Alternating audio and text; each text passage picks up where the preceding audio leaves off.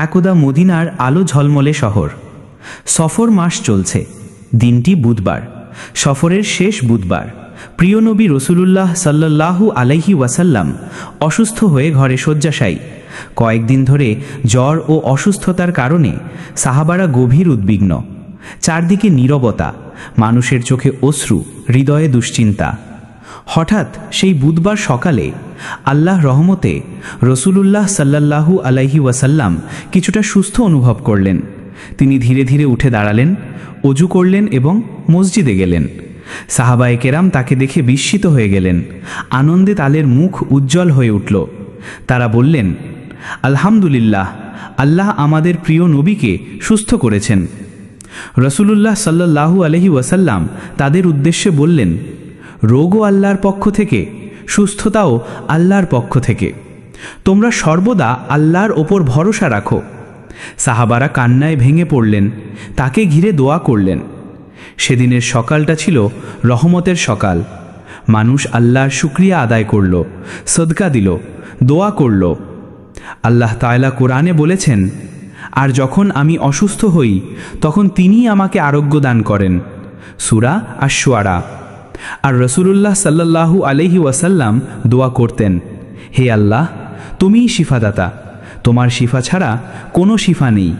এমন শিফা দাও যা কোনো রোগ অবশিষ্ট রাখবে না। সহিহ বুখারী, সহিহ মুসলিম।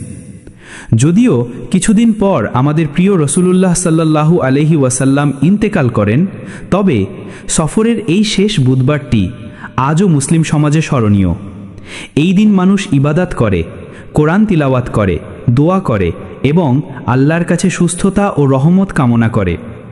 এই দিন আমাদের মনে করিয়ে দেয়, রোগ শোক আল্লাহর পক্ষ থেকে আসে, আর সুস্থতাও একমাত্র আল্লাহর পক্ষ থেকেই আসে। তাই আসুন আমরা সবাই এই দিনে আল্লাহর দিকে ফিরে যাই, দোয়া করি, ইস্তেগফার করি এবং তার রহমতের ভিক্ষা চাই। হে আল্লাহ, আমাদের রোগ শোক থেকে মুক্তি দাও, রহমত ও বরকত দান করো, আমিন। গুরুত্ব ও শিক্ষা। ১. রোগ ও অসুস্থতা আল্লাহর পক্ষ থেকে আসে, আর সুস্থতাও একমাত্র তার পক্ষ থেকেই আসে। তাই আমরা সব সময় আল্লাহর উপর ভরসা রাখব। ২.